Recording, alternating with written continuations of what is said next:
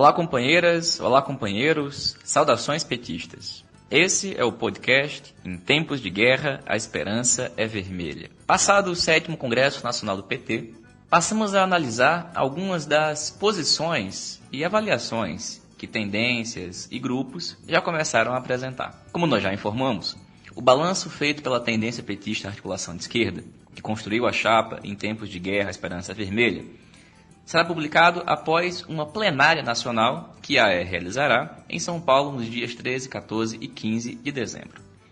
No programa de hoje, a gente comenta dois dos balanços já divulgados. Um, da tendência Resistência Socialista, comentado pelo companheiro Walter Pomar e pela companheira Natália Sena. Comentamos ainda o texto preliminar que circulou em alguns grupos, divulgado pela tendência petista Avante, que construiu uma chapa junto com a Democracia Socialista e a Militância Socialista. Tema do momento relacionado ao nome da Marta Suplicy na disputa da Prefeitura de São Paulo. E o companheiro Matheus Santos comenta a chacina realizada pela Polícia Militar do Estado de São Paulo, que culminou com a morte de 9 jovens e diversos outros feridos. O podcast Em Tempos de Guerra, a Esperança é Vermelha segue disponível nas plataformas Google Podcast, Spotify, Anchor e Rádio Public. Companheiro Walter Pomar, sobre o balanço divulgado pela tendência Resistência Socialista, ou, na verdade, por uma parte da tendência Resistência Socialista. Inicialmente, vamos explicar para o pessoal, Walter, por que a gente tem que localizar quem é quem agora na tendência Resistência Socialista? Olá, Patrick. Olá, ouvintes do podcast, comandado pelo Patrick Araújo. Pois é, Patrick, nós tão logo acabamos o 7º Congresso Nacional do PT e começamos a receber pelos apps os balanços da tendência Resistência Socialista, da tendência Resistência Socialista / Muda PT. E aí eu queria falar um pouco, Patrick, sobre a nota da Resistência Socialista sobre o 7º Congresso do PT. É uma nota interessante em que eles fazem uma crítica dura às limitações do Congresso, fazem uma crítica dura às políticas adotadas pela CNB antes, durante e depois. Mas há dois senões nesse balanço apresentado pela Resistência Socialista. O primeiro é a omissão de qualquer referência a um fato muito grave. Qual fato é esse? Houve um conjunto de fraudes e irregularidades no processo de Congresso. Isso acabou se traduzindo em cerca de 200 recursos. Esses recursos chegaram à Comissão Executiva Nacional. O regulamento do partido previa que cabia à Executiva Nacional votar esses recursos. Na história recente do partido, sempre a Executiva Nacional deu a palavra final, às vezes até o diretório, antes que os congressos se reunissem, para que não houvesse nenhum caso em aberto, uma vez o Congresso reunido. E dessa vez aconteceu uma coisa muito grave. A direção do partido decidiu não decidir. Decidiu que não apreciaria, não analisaria, não julgaria nenhum recurso. Remeteu para uma comissão de averiguação a tarefa de analisar se tinha ocorrido algum tipo de desvio ético, mas de antemão reconheceu todos os delegados que estavam sob questionamento, mesmo naqueles casos em que as executivas estaduais já haviam votado pelo acolhimento dos recursos, pelo cancelamento do mandato de delegados que haviam sido eleitos em meio a irregularidades e fraudes. E a Executiva Nacional foi lá e validou o voto desses delegados. E o grave é que essa validação contou com o apoio, com o beneplácito, com a cumplicidade de forças que participaram do movimento rumo ao 7º Congresso. Os membros da direção nacional do PT, mais especificamente da Executiva Nacional do PT, ligados à Democracia Socialista, à Militância Socialista e à Resistência Socialista, com exceção daqueles que saíram da resistência e criaram um outro grupo intitulado Resistência Socialista Muda PT, mas essa parte da resistência socialista que assina esse balanço que eu estou comentando, convalidou, apoiou, votou a favor dessa decisão da Executiva Nacional do PT. Veja, se eles votaram a favor, algum motivo eles devem ter. E o assunto foi grave, a tal ponto que nós, da articulação de esquerda, saímos do movimento rumo ao 7º Congresso nesse momento. Entretanto, esse assunto não é comentado nesse balanço. Isso, na nossa opinião, é uma falha gravíssima. Era imprescindível que esse assunto fosse objeto de análise, né?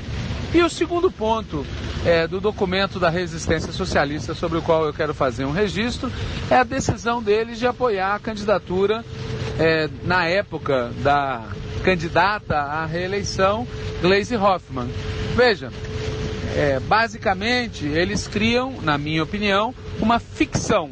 A ficção é: a CNB é uma coisa, Gleisi Hoffmann é outra completamente diferente. Quando todos nós sabemos que a candidatura da companheira Gleisi Hoffmann era a candidatura da CNB, não era uma candidatura independente. Ainda assim, eles optaram, não por ter candidatura própria, a candidatura do companheiro Paulo Teixeira, não por apoiar a candidatura da deputada federal Margarida Salomão ou a candidatura da articulação de esquerda, eles optaram por votar na candidatura da companheira Gleisi Hoffmann. Isso sinaliza um giro, sinaliza uma vontade de fazer parte de uma maioria. Não foi um voto, digamos assim, isolado, sem consequências.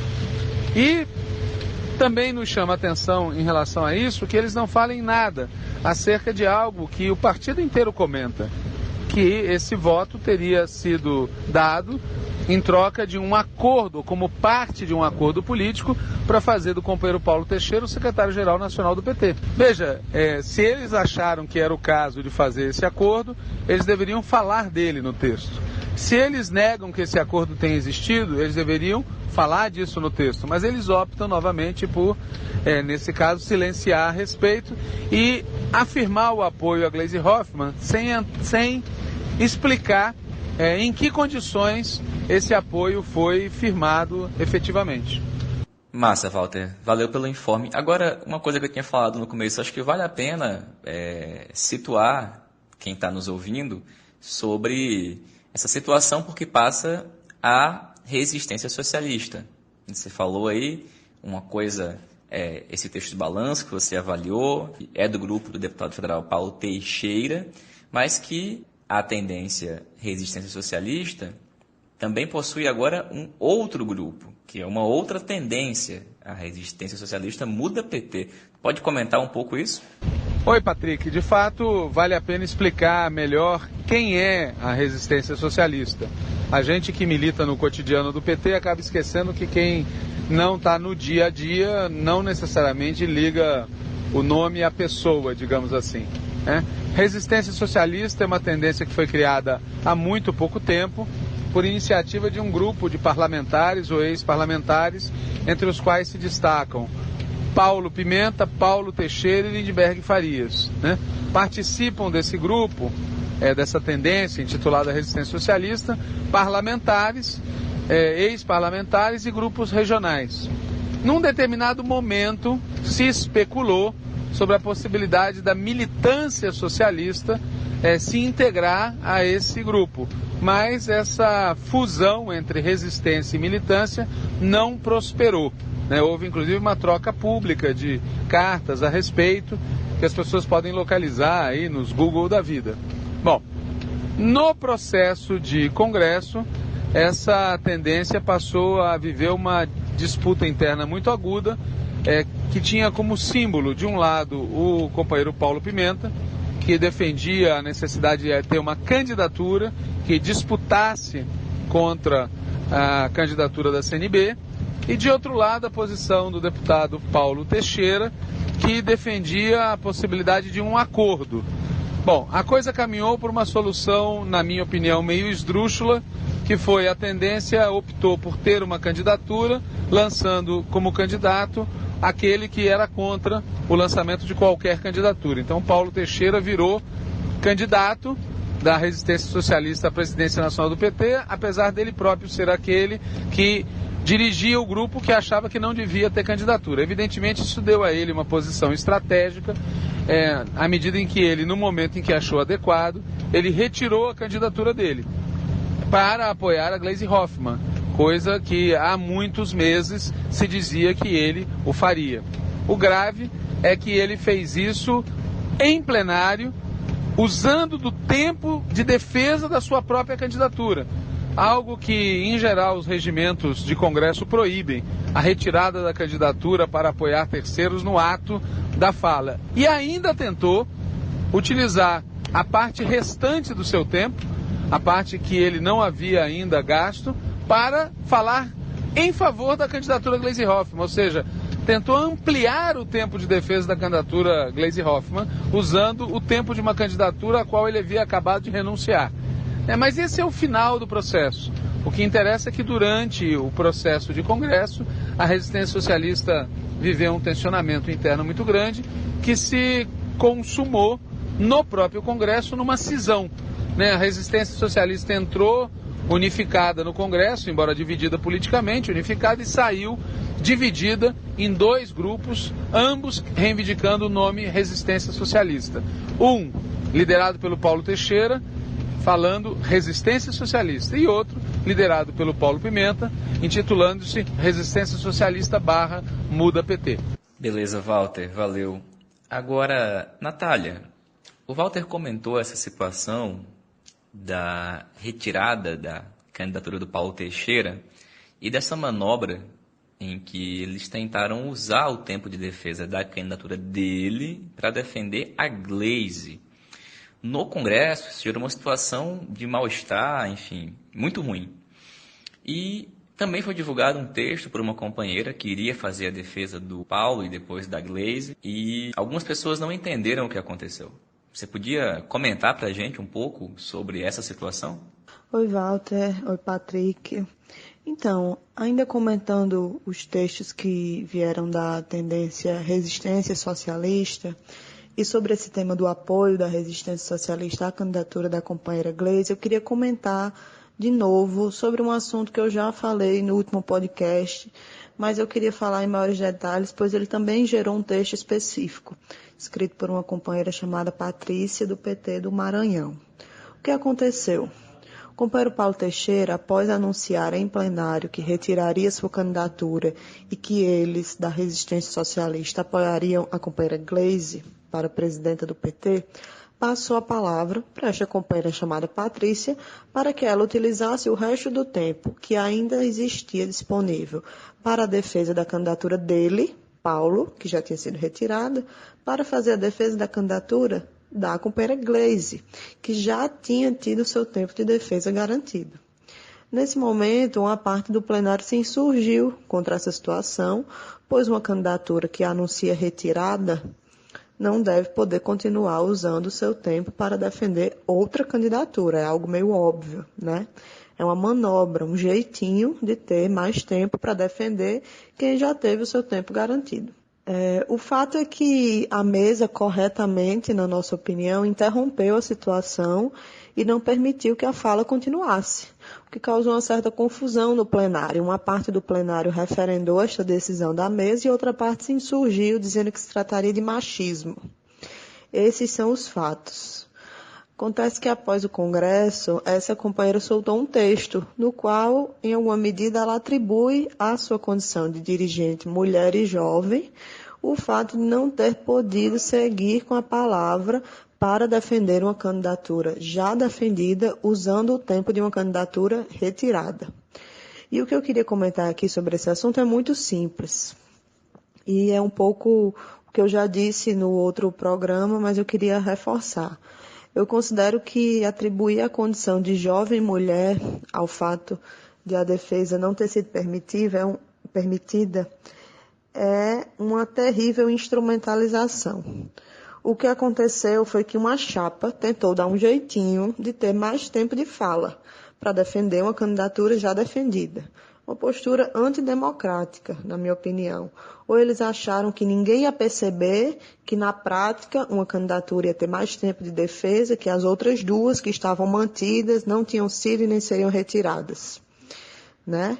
Então, eu queria reforçar aqui esse comentário que é sobre a situação e é também sobre o texto que foi divulgado depois. É muito ruim que se chame de machismo, que é algo muito grave, o que, na verdade, foi um subterfúgio para justificar uma posição que tentava, numa esperteza, ganhar mais tempo de fala para uma chapa, para um grupo político ou para sei lá mais quem.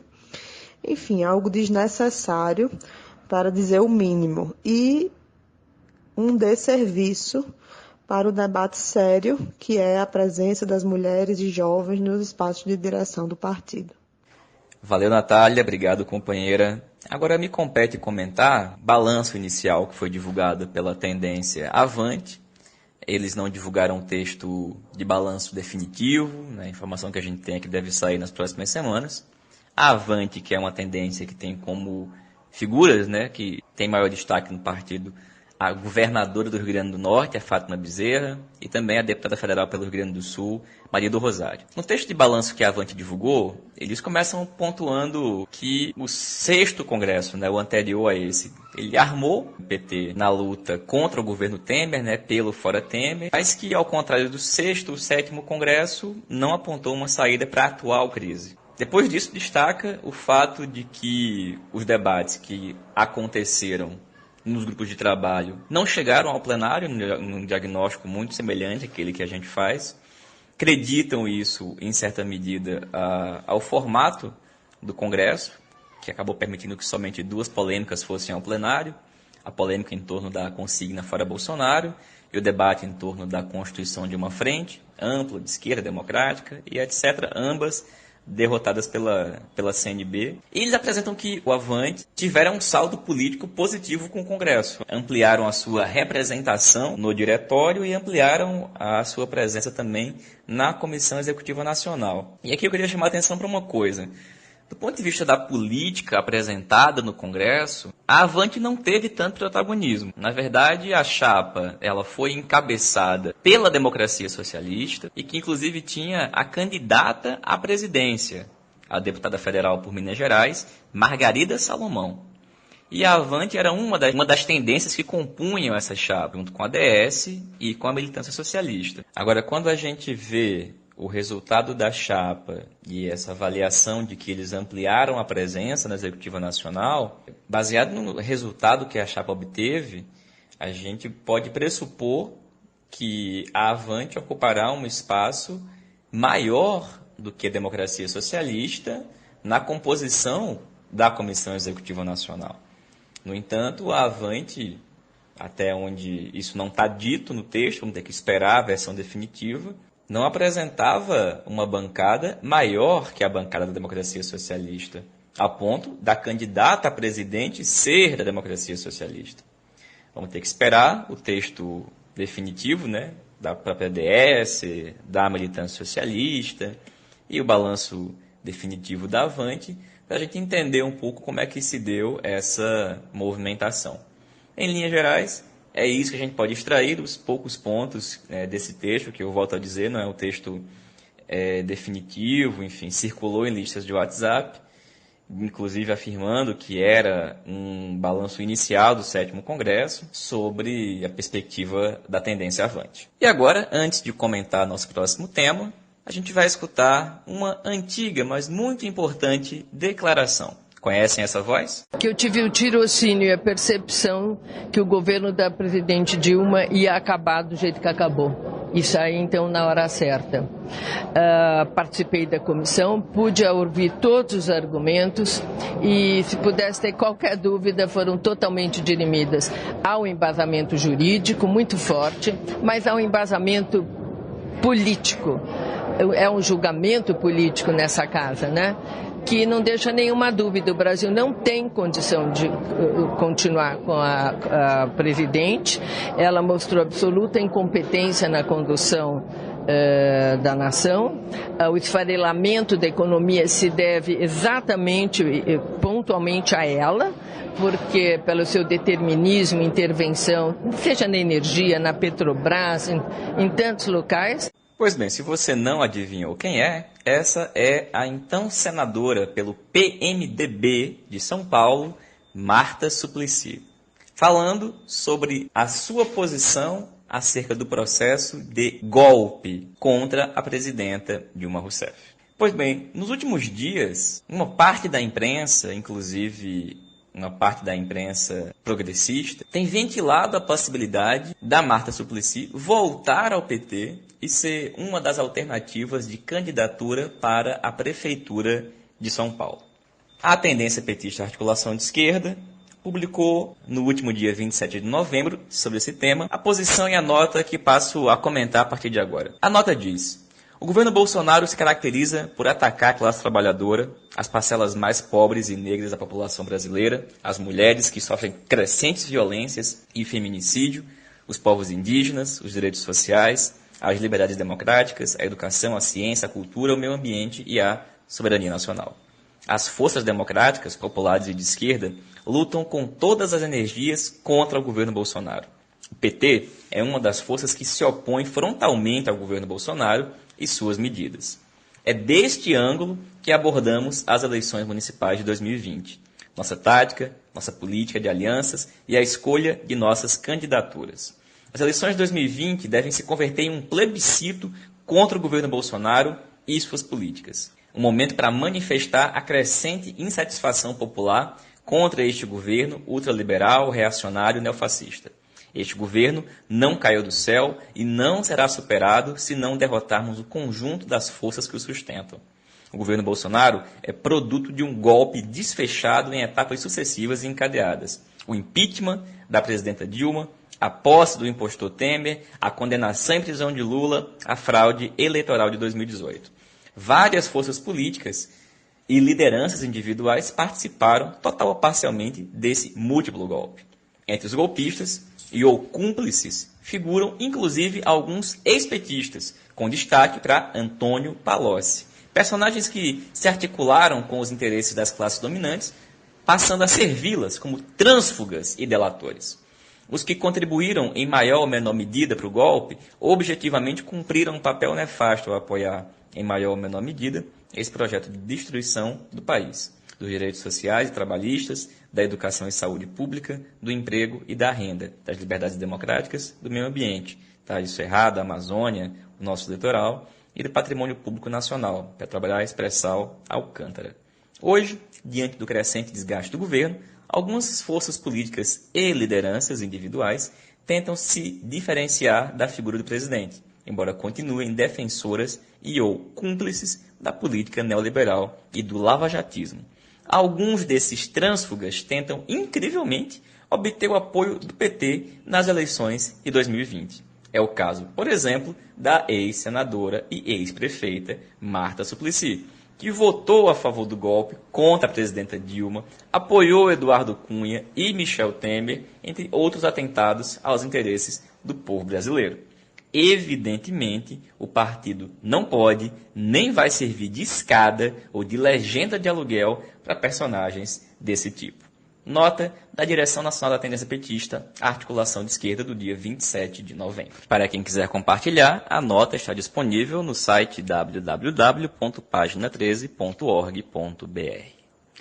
Pois bem, companheirada, e agora desse podcast, a gente vai escutar o companheiro Matheus Santos, militante do PT, sobre o massacre ocorrido em Paraisópolis, São Paulo, na verdadeira chacina cometida pela Polícia Militar do governador João Dória, que deixou 9 jovens mortos, pisoteados e mais diversos outros feridos. Olá, Patrick e amigos do podcast. São Paulo e o Brasil tomaram conhecimento de uma tragédia que marcará para sempre a comunidade de Paraisópolis. No último final de semana, 9 jovens, todos com até 23 anos, morreram após uma operação policial em meio a uma festa de grandes proporções, o chamado Baile Funk da 17. 2 versões explicativas surgiram até o momento. A primeira vem dos policiais. Segundo a PM, a intervenção no baile foi resultado de um ataque aos policiais que faziam ronda nas proximidades da festa. Os homens responsáveis pela ação teriam fugido em direção ao evento, levando supostamente a polícia para aquela direção. De acordo com a mesma fonte, houve uma reação enérgica de parte das pessoas que estavam no espaço, por meio de garrafadas e pedradas. Em seguida, teria havido um disparo no meio da multidão, o que ocasionou toda a correria que levou as vítimas a morrerem pisoteadas.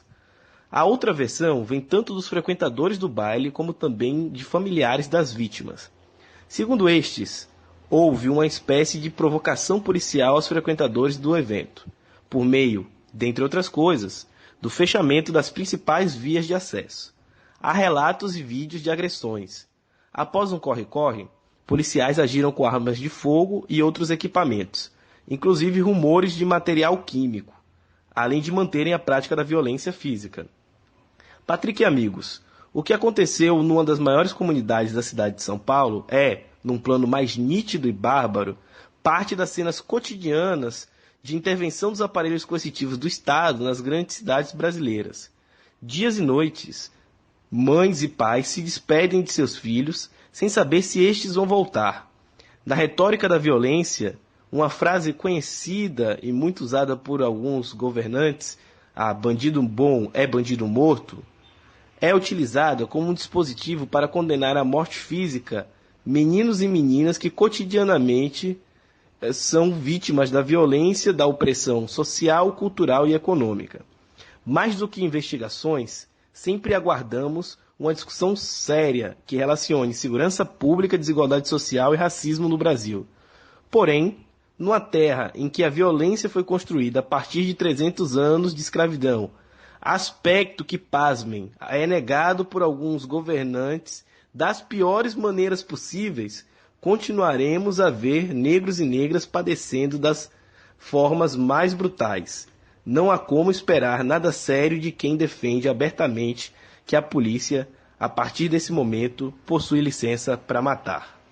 Valeu, Matheus. Sobre esse assunto, no próximo podcast, a gente também vai escutar a companheira Roberta Calisto. Companheirada, esse foi mais um episódio do podcast Em Tempos de Guerra, a Esperança Vermelha. Seguimos firmes na luta e na resistência contra o governo Bolsonaro, com Lula livre e inocente. Saudações petistas e até a próxima.